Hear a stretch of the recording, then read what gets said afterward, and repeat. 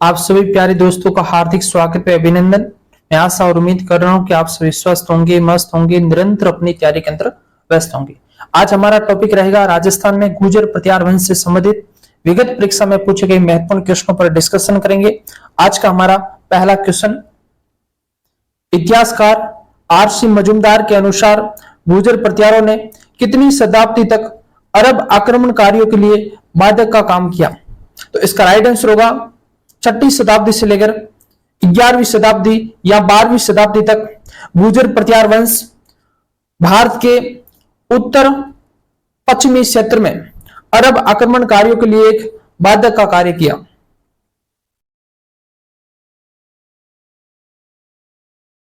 जोधपुर के एक प्रसिद्ध इतिहासकार हुए थे।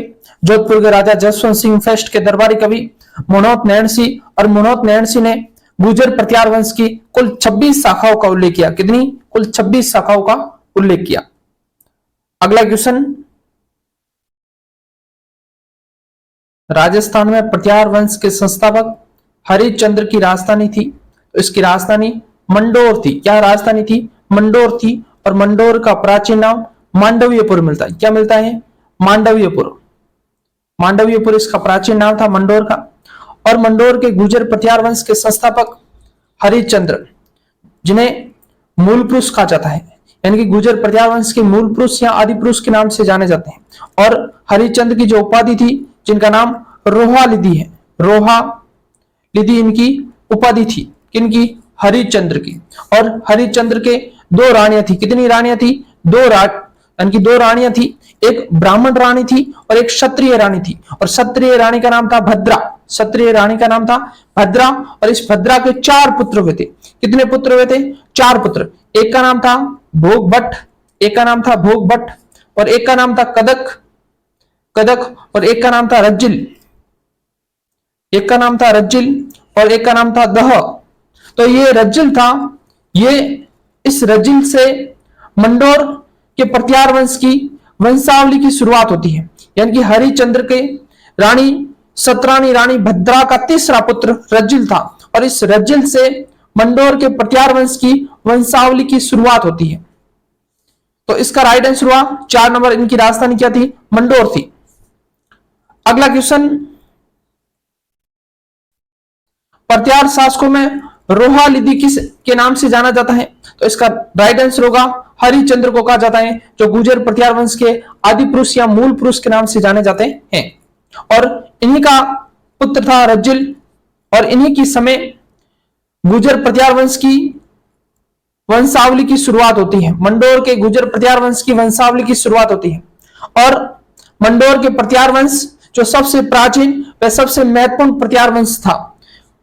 एक इतिहासकार हुए थे जोधपुर के राजा जसवंत सिंह फर्स्ट के दरबारी कवि मनोहर नैन सिंह, जिनके द्वारा गुर्जर प्रत्यार वंश की कुल 26 शाखाएं बताई।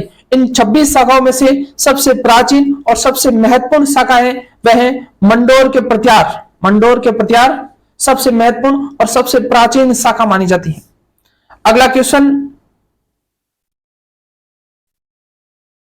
मंडोर प्रत्यार वंश के किस शासक से वंशावली प्रारंभ होती है? तो मंडोर के प्रत्यार वंश के शासक रज्जिल, इससे मंडोर के प्रत्यार वंश की वंशावली की शुरुआत होती है। इसका राइट आंसर होगा 1 नंबर। हरिश्चंद्र जो मंडोर के प्रत्यार वंश के संस्थापक मूल पुरुष या आदि पुरुष के नाम से जाने जाते हैं। और इनकी एक उपाधि का नाम है रोहा लिदी। और भोगभट्ट ये रज्जिल का भाई था, और कदक भी इस रज्जिल का भाई था, और इस हरिश्चंद्र के पुत्र थे। अगला क्वेश्चन, मंडोर के प्रत्यार माने जाते हैं क्षत्रिय, वैश्य, शूद्र या ब्राह्मण। तो मंडोर के प्रत्यार कैसे माने जाते हैं? क्षत्रिय माने जाते हैं, क्योंकि क्षत्रिय रानी भद्रा के पुत्र थे। क्षत्रिय रानी भद्रा के ये पुत्र थे। अगला क्वेश्चन, प्रत्यारों की 26 शाखाओं में से सबसे प्राचीन शाखा है। तो सबसे प्राचीन शाखा कौन सी है? मंडोर की शाखा। सबसे प्राचीन और सबसे महत्वपूर्ण शाखा मानी जाती है कौन सी? मंडोर की शाखा। और ये 26 शाखाओं को उल्लेख किसने किया था? जोधपुर के राजा जसवंत सिंह फर्स्ट के दरबारी कवि मनोहर नैन्सी के द्वारा गुर्जर प्रत्यार वंश की कुल 26 शाखाओं को उल्लेख किया। इन 26 शाखाओं में से सबसे प्राचीन और सबसे महत्वपूर्ण शाखा मानी जाती है मंडोर के प्रत्यार। मंडोर के प्रत्यार, इसका राइट आंसर होगा 2 नंबर का। अगला क्वेश्चन,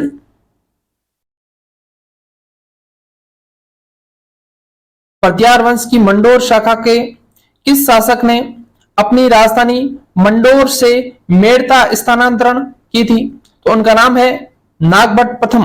नागभट्ट प्रथम के द्वारा अपनी राजधानी मंडोर से मेड़ता स्थानांतरण कर दी थी। मंडोर जिसका प्राचीन नाम मांडवीयपुर मिलता है, मेड़ता जिसका प्राचीन नाम मेदिनीपुर मिलता है। बात करेंगे नागभट्ट प्रथम के बारे में। नागभट्ट प्रथम जो गुर्जर प्रत्यार वंश के वास्तविक संस्थापक माने जाते हैं। नागभट्ट प्रथम जिन्हें नारायण का अवतार माना जाता है, क्योंकि इन्होंने अरबों को हराया था, इसलिए इन्हें नारायण का अवतार माना जाता है। इन्हें मलेशियों का नाशक माना जाता है। किन्हें नागभट्ट प्रथम की उपाधियों की बात करें, इन्हें नारायण का अवतार माना जाता है, इन्हें मलेशियों का नाशक माना जाता है, इन्हें इंद्र के ग्रह का नाशक माना जाता है। और ये तीनों उपाधियां ग्वालियर प्रशस्ति के अंदर जानकारी प्राप्त होती है। और ग्वालियर प्रशस्ति जो कि गुर्जर प्रत्यार वंश के राजा मीर भोज फर्स्ट के समय लिखी गई थी। और इस ग्वालियर प्रशस्ति के अंदर नागभट्ट प्रथम को नारायण का अवतार माना जाता है, इन्हें मलेशियों का नाशक कहा गया है, इन्हें इंद्र के ग्रह का नाशक कहा गया है। उसके बाद में नागभट्ट प्रथम ने पहली राजधानी मंडोर से मेड़ता स्थानांतरण की। इसकी जानकारी क्या मिलती है? मंडोर से मेड़ता स्थानांतरण की इसकी जानकारी हमें घटियाला अभिलेख में मिलती है। और घटियाला अभिलेख जोधपुर से प्राप्त हुआ था और यह 861 ईस्वी के अंदर लिखा गया था। घटियाला अभिलेख जो कि संस्कृत भाषा और प्राकृत भाषा में लिखा गया था। घटियाला अभिलेख जो कि ब्राह्मणी लिपि में लिखा गया था। और घटियाला अभिलेख के अंदर नागभट्ट प्रथम के द्वारा अपनी राजधानी मंडोर से मेड़ता स्थानांतरण की गई उसकी जानकारी प्राप्त होती है। और घटियाला अभिलेख जिसके अंदर राजस्थान के अंदर सर्वप्रथम सती होने के प्रमाण प्राप्त होते हैं। घटियाला अभिलेख जो कि संस्कृत भाषा में लिखा गया, ब्राह्मणी लिपि में लिखा गया। और घटियाला अभिलेख जिसके अंदर मग जाति के ब्राह्मणों का उल्लेख है। और घटियाला अभिलेख मुख्य रूप से 4 भागों के अंदर लिखा गया है। घटियाला अभिलेख के कितने भाग हैं? 4 भाग हैं। और घटियाला अभिलेख के अंदर ही हमें जानकारी प्राप्त होती है कि नागभट्ट प्रथम के द्वारा अपनी राजधानी मंडोर से बदलकर कहां रखी गई? मेड़ता रखी गई। और मंडोर का प्राचीन नाम मांडवीयपुर मिलता है और मेड़ता का प्राचीन नाम मेदिनीपुर मिलता है। और नागभट्ट प्रथम के द्वारा उसके बाद में अपनी राजधानी श्रीमाल यानी कि भीनमाल रखी थी। यानी कि मंडोर से बदली मेड़ता से इन्होंने अपनी राजधानी बदली श्रीमाल जो वर्तमान के अंदर भीनमाल जालोर है। और उसके बाद में उन्होंने चौथी राजधानी बदली कहां पर? जालोर। और उसके बाद में उन्होंने अपनी राजधानी बदली उज्जैन, जिसे प्राचीन अवंती कहा जाता था। तो इन्होंने सर्वाधिक राजधानी बदली थी किसने? नागभट्ट प्रथम के द्वारा पहली राजधानी मंडोर से मेड़ता स्थानांतरण की, मेड़ता से उन्होंने श्रीमाल यानी कि भीनमाल स्थानांतरण की। और भीनमाल से इन्होंने अपनी राजधानी बदली जालोर और जालोर से अपनी राजधानी बदली उज्जैन, जो कि जिसे अवंती के नाम से जाना जाता है, जो कि सिप्रिया नदी के तट पर है। तो इन्होंने सर्वाधिक राजधानी बदली थी। किसने? नागभट्ट प्रथम ने। अगला क्वेश्चन,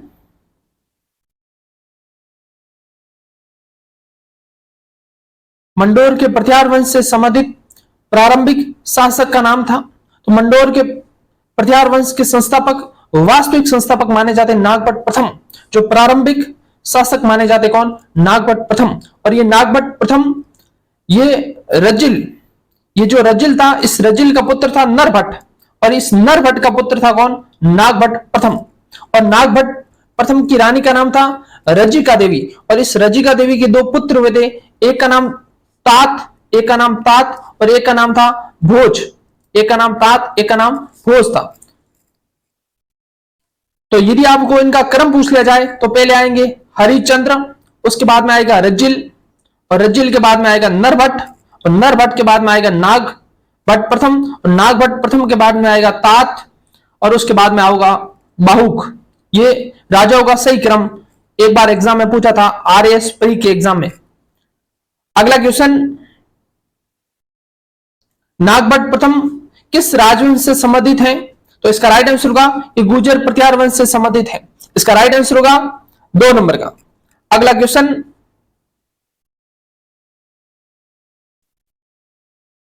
प्रत्यार शासक जिसने सर्वप्रथम जालोर को अपनी राजधानी बनाया वह नागभट्ट प्रथम के द्वारा सर्वप्रथम जालोर को अपनी राजधानी बनाया था।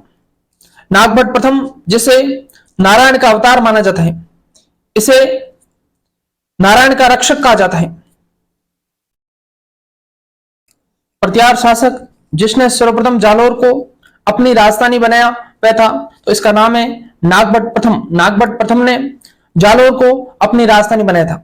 डॉक्टर दशरथ शर्मा के अनुसार नागभट्ट प्रथम ने अपनी राजधानी जालोर को बनाया था। किसने कहा था? डॉक्टर दशरथ शर्मा के अनुसार। क्योंकि नागभट्ट प्रथम ने प्रथम राजधानी मंडोर के बाद में इन्होंने मेड़ता स्थानांतरण की, मेड़ता से इन्होंने भीनमाल स्थानांतरण की और भीनमाल से इन्होंने जालोर को केंद्र स्थानांतरण की और जालोर से इन्होंने उज्जैन को अपनी राजधानी बनाया था। तो सर्वाधिक राजधानी परिवर्तन करने का कार्य भी नागभट्ट प्रथम का है, जिसे नारायण का अवतार माना जाता है, जिन्हें मलेशियों का नाशक कहा जाता है, जिन्हें इंद्र के ग्रह का नाशक कहा जाता है। और ये सभी जानकारी हमें ग्वालियर प्रशस्ति के अंदर प्राप्त होती है। लेकिन राजधानी परिवर्तन करने का कार्य जो नागभट्ट प्रथम ने किया, इसकी जानकारी हमें घटियाल अभिलेख के अंदर प्राप्त होती है। अगला क्वेश्चन,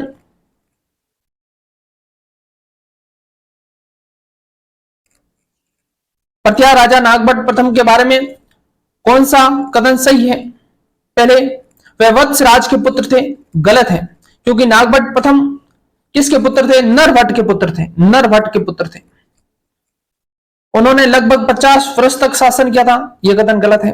तीसरा है कि उनकी मृत्यु के बाद में महिपाल और भोज द्वितीय के बीच उत्तराधिकारी बनने के लिए युद्ध हुआ था। गलत है, क्योंकि नागभट्ट प्रथम के बाद में उसका पुत्र तात राजा बना था।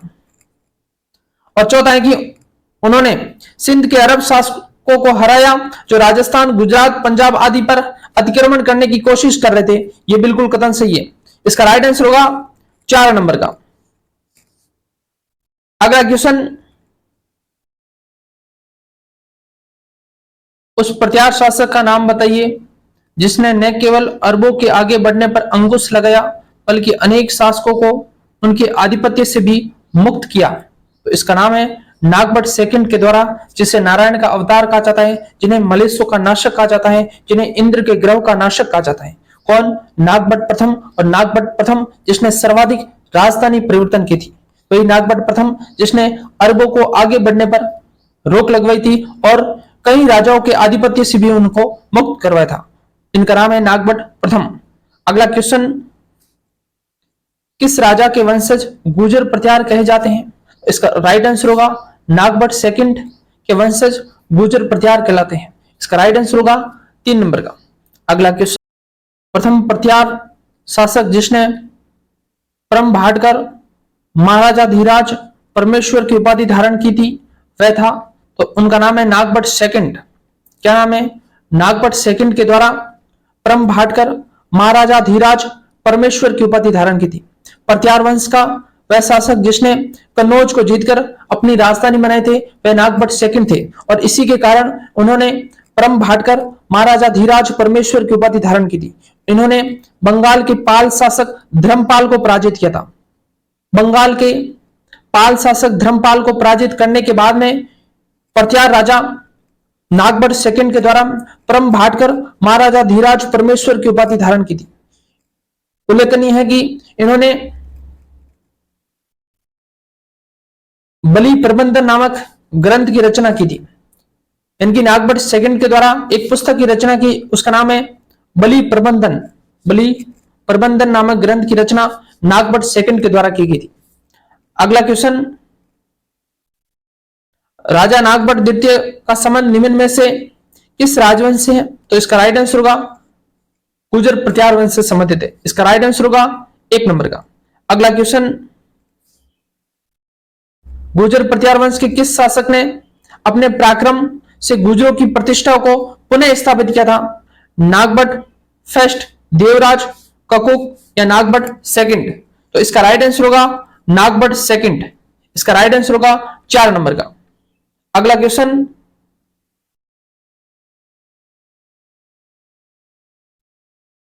आदिवरा की उपाधि किस राजपूत शासक ने धारण की थी? वह है, तो इसका नाम है मीर भोज फर्स्ट के द्वारा आदिवरा की उपाधि धारण की थी। अब आपकी जानकारी के लिए बता दूं कि मीर भोज जो गुर्जर प्रत्यार वंश का सबसे प्रतापी राजा था और मीर भोज के द्वारा आदिवरा की उपाधि धारण की गई, आदिवरा की उपाधि धारण की गई थी। और इसकी जानकारी कहां मिलती है? इसकी जानकारी ग्वालियर प्रशस्ति के अंदर मिलती है। इन्हीं के द्वारा प्रभास नामक उपाधि धारण की गई थी, इन्हीं के द्वारा प्रभास नामक उपाधि धारण की गई थी और जिसकी जानकारी मिलती है दौलतपुर अभिलेख में, जिसकी जानकारी दौलतपुर अभिलेख में मिलती है। और मीर भोज के द्वारा मालव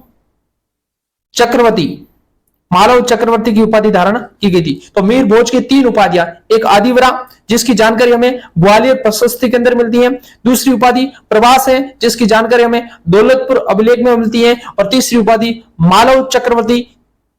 इसकी तीन उपाधि है किसकी? मीर भोज की। और मीर भोज के समय अरब यात्री सुलेमान आया था। कौन आया था? सुलेमान आया था। तो यह भी प्रश्न पूछा गया था कि किसके समय अरब यात्री सुलेमान आया था, और सुलेमान ने अरबों का दुश्मन बताया किसको? मीर भोज को। और मीर भोज के समय चांदी व तांबे के सिक्कों पर आदिवरा लिखा था। क्या लिखा था? आदिवरा लिखा था। और मीर भोज जिसकी राजधानी कन्नौज थी, अब आपकी मैं जानकारी लिए बता दूं कि कन्नौज को सर्वप्रथम राजधानी किसने बनाया था? नागभट्ट सेकंड के द्वारा, जिसने त्रिपक्षीय युद्ध की समाप्ति की थी। किसने? नागभट्ट सेकंड ने, और जिसके द्वारा कन्नौज को अपनी राजधानी बनाया था। और नागभट्ट सेकंड के बाद में उसका पुत्र रामभद्र हुआ था, रामभद्र। और रामभद्र के बाद में कौन शासक बना था? भोज फर्स्ट, यानी कि मीर भोज फर्स्ट शासक बना था, और जिसकी राजधानी क्या थी? कन्नौज थी। तो आपसे प्रश्न ये भी पूछा जा सकता है कि त्रिपक्षीय युद्ध हुआ था, उसकी शुरुआत कौन से गुर्जर प्रत्यार वंश के राजाओं ने की थी? तो उसका नाम था वत्सराज। वत्सराज ने त्रिपक्षीय युद्ध की शुरुआत की थी, और गुर्जर प्रत्यार वंश का राजा नागभट्ट सेकंड के द्वारा कन्नौज को अपनी राजधानी बनाकर त्रिपक्षीय युद्ध की समाप्ति की घोषणा नागभट्ट सेकंड के द्वारा की गई थी। ये इतनी जानकारी आपको होनी चाहिए। अगला क्वेश्चन, किस प्रत्यार राजा के काल में प्रसिद्ध ग्वालियर प्रशस्ति की रचना की गई थी? तो इसका नाम है भोज फर्स्ट के द्वारा ग्वालियर प्रशस्ति लिखी गई थी। इसका राइट आंसर होगा 1 नंबर। और रामभद्र कौन था? ये भोज यानी कि मीर भोज फर्स्ट का पिता कौन था? रामभद्र था। और रामभद्र का पिता कौन था? नागभट्ट सेकंड। अगला क्वेश्चन, कौन सी पुस्तक गुर्जर प्रत्यार वंश के मीर भोज द्वारा रचित नहीं है? अब मीर भोज फर्स्ट के द्वारा कौन सी पुस्तक की रचना नहीं की गई है? श्रृंगार प्रकाश, कर्त्य कल्पत्रु, राजमंडराट। तो इन तीनों की रचना मीर भोज के द्वारा की गई थी, लेकिन धर्म संग्रह की रचना मीर भोज के द्वारा नहीं की गई थी। तो इसका राइट आंसर होगा 4 नंबर का। अगला क्वेश्चन, राजशेखर किसके दरबार में था? महेंद्रपाल फर्स्ट, मीर भोज, वत्सराज, नागभट्ट सेकंड। तो राजशेखर महेंद्रपाल फर्स्ट के दरबार में था। राजशेखर जिसके द्वारा कपूर मंजरी, काव्य मीमांसा, विदसाल भंजिका, हरिविलास, भुवन कोश, बाल रामायण और बाल भारत आदि ग्रंथों की रचना राजशेखर के द्वारा की गई। राजशेखर जो कि महेंद्रपाल फर्स्ट और उसके पुत्र महिपाल फर्स्ट के दरबारी कवि था। कौन? राजशेखर। और राजशेखर के द्वारा महेंद्रपाल फर्स्ट को अपनी पुस्तक विदसाल भंजिका के अंदर रघुकुल तिलक की उपाधि दी गई थी। रघुकुल तिलक की उपाधि महेंद्रपाल फर्स्ट को राजशेखर ने अपनी पुस्तक विदसाल भंजिका के अंदर दी गई थी। और महिपाल फर्स्ट को राजशेखर के द्वारा रघुवंश मुक्तामणि की उपाधि दी गई थी। किसको? महिपाल फर्स्ट को राजशेखर के द्वारा रघुवंश मुक्तामणि की उपाधि दी गई थी, और महेंद्रपाल फर्स्ट को रघुकुल तिलक की उपाधि दी गई थी। तो ये महेंद्रपाल फर्स्ट और उसका पुत्र महिपाल फर्स्ट का दरबारी कवि था। कौन? राजशेखर। और राजशेखर की पुस्तकें एग्जाम में पूछी जाती है। एक कपूर मंजरी, काव्य मीमांसा, विदसाल भंजिका, हरिविलास, भुवन कोश, बाल रामायण और बाल भारत आदि ग्रंथों की रचना राजशेखर के द्वारा की गई थी। और राजशेखर जो कि महेंद्रपाल और महेंद्रपाल का पुत्र महिपाल फेस्ट दोनों के दरबारी कवि था। और महेंद्रपाल फेस्ट को रघुकुल तिलक की उपाधि दी गई थी और महिपाल फेस्ट को रघुवंश मुक्तामणि की उपाधि दी गई थी। अगला क्वेश्चन, निम्नलिखित में से कौन सी कृति प्रसिद्ध कवि, नाट्यकार और लेखक राजशेखर की नहीं है? तो इनकी कपूर मंजरी है, काव्य मीमांसा है, बाल रामायण है, बाल भारत है और वित्तसाल भंजिका है और भुवन कोश है। किसकी है? राजशेखर की है, लेकिन प्रभावक चरित्र इनकी रचना नहीं है। तो इसका राइट आंसर हुआ 3 नंबर का। अगला क्वेश्चन, निम्न में से कौन शाही प्रत्यार सम्राट महेंद्रपाल प्रथम का गुरु था? तो महेंद्रपाल प्रथम का गुरु राजशेखर था। कौन था? राजशेखर था। इसका राइट आंसर होगा 3 नंबर का। अगला क्वेश्चन, प्रत्यार शासक महेंद्रपाल प्रथम एवं महिपाल का दरबारी कवि था, तो इसका नाम है राजशेखर। और राजशेखर के द्वारा कपूर मंजरी, काव्य मीमांसा, वित्तसाल भंजिका, हरिविलास, भुवन कोश, बाल रामायण और बाल भारत आदि ग्रंथों की रचना राजशेखर के द्वारा की गई थी, जो कि महेंद्रपाल प्रथम और उसके पुत्र महिपाल प्रथम के दरबारी कवि था। अगला क्वेश्चन,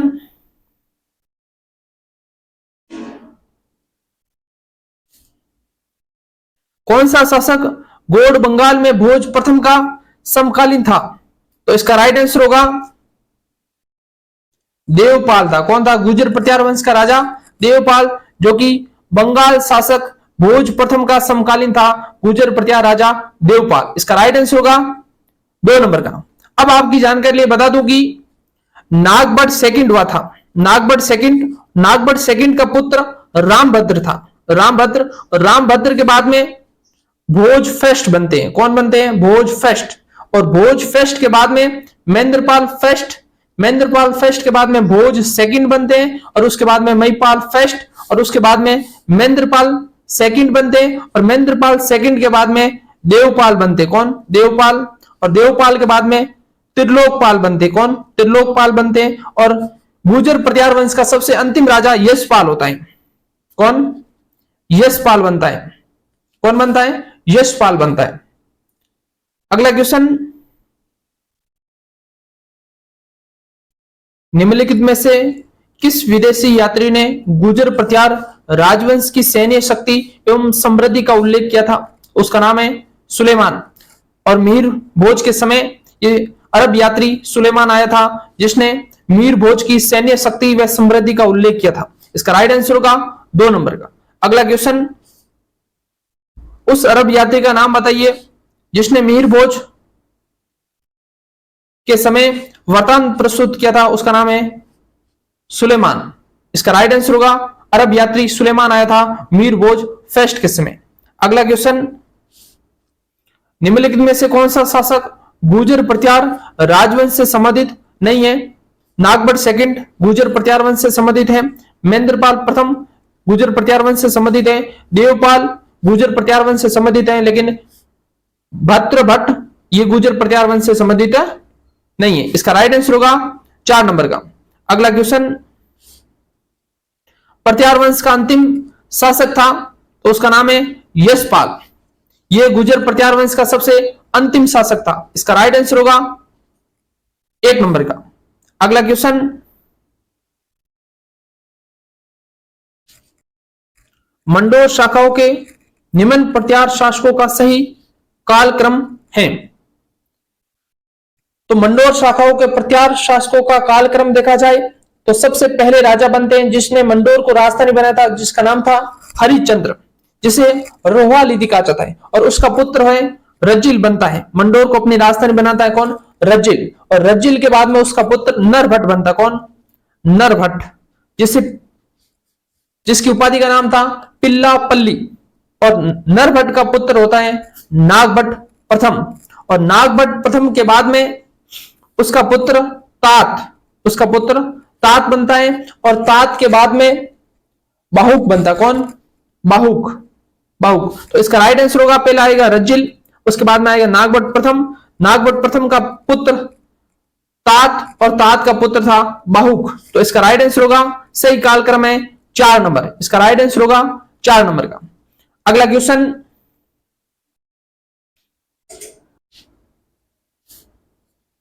गुर्जर प्रत्यार शासक मंथन देव कहां का शासक था? तो इसका राइट आंसर होगा राजौरगढ़ का शासक था। राजौरगढ़ अलवर के अंदर है और ये मंथन देव ये राजौरगढ़ का शासक था जो कि गुर्जर प्रत्यार वंश से संबंधित था। अगला क्वेश्चन, कन्नौज पर अधिकार हेतु चले त्रिपक्षीय युद्ध में राजपूताना के किस वंश के शासकों ने भाग लिया? तो इसका राइट आंसर होगा गुर्जर प्रत्यार वंश के शासकों ने। और त्रिपक्षीय युद्ध की शुरुआत गुर्जर प्रत्यार वंश के राजा वत्सराज के द्वारा की गई थी। वत्सराज के द्वारा की गई थी और त्रिपक्षीय युद्ध की समाप्ति गुर्जर प्रत्यार वंश के राजा नागभट्ट सेकंड के द्वारा की गई थी, जिसने कन्नौज को राजधानी बनाया था। तो इसका राइट आंसर होगा 2 नंबर का। अगला क्वेश्चन, गुर्जर प्रत्यारों की राजधानी कौन सी थी? तो इसका राइट आंसर होगा, तो इसकी राइट आंसर होगा पीलो मोलो। चीनी यात्री हवेनसांग जब भारत की यात्रा पर आता है तो अपने पुस्तक सी यू की के अंदर गुर्जर प्रत्यार वंश की राजधानी भीनमाल को बताता है, जिसे पीलो मोलो के नाम से संबोधित करता है और भीनमाल का प्राचीन नाम श्रीमाल मिलता है। तो इसका राइट आंसर होगा 1 नंबर का। अगला क्वेश्चन, गुर्जर प्रत्यारों की राजधानी किस स्थान पर थी जो जालोर में भीनमाल का एक पुराना नाम भी था? तो इसका राइट आंसर होगा श्रीमाल। भीनमाल का प्राचीन नाम श्रीमाल था और चीनी यात्री हवेनसांग आया था, जिसने अपनी पुस्तक सी यू की के अंदर गुर्जर प्रत्यारों की राजधानी भीनमाल को बताया था और इस भीनमाल को पीलो मोलो की संज्ञा दी थी। इसका राइट आंसर होगा 2 नंबर का। अगला क्वेश्चन, गुर्जरों को किस शासक ने पराजित किया था? तो उसका नाम है प्रभाकर वर्धन, जो कि वर्धन वंश का शासक प्रभाकर वर्धन था, जिसने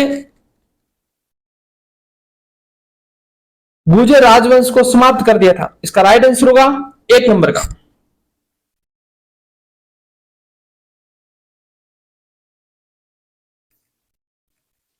जोधपुर के नजदीक वह एक स्थान जो हिंदू एवं जैन मंदिरों के लिए प्रसिद्ध है एवं जिसका निर्माण 8वीं व 12वीं शताब्दी के बीच गुर्जर प्रत्यार वंश द्वारा किया गया था, उसका नाम है ओशिया के मंदिर, जिसका निर्माण गुर्जर प्रत्यार वंश के समय हुआ था। इसका राइट आंसर होगा 2 नंबर का। अगला क्वेश्चन, जोधपुर के निकट ओशिया में मंदिर का निर्माण करवाया था, इसका राइट आंसर होगा गुर्जर प्रत्यार वंश के राजाओं के द्वारा करवाया गया था।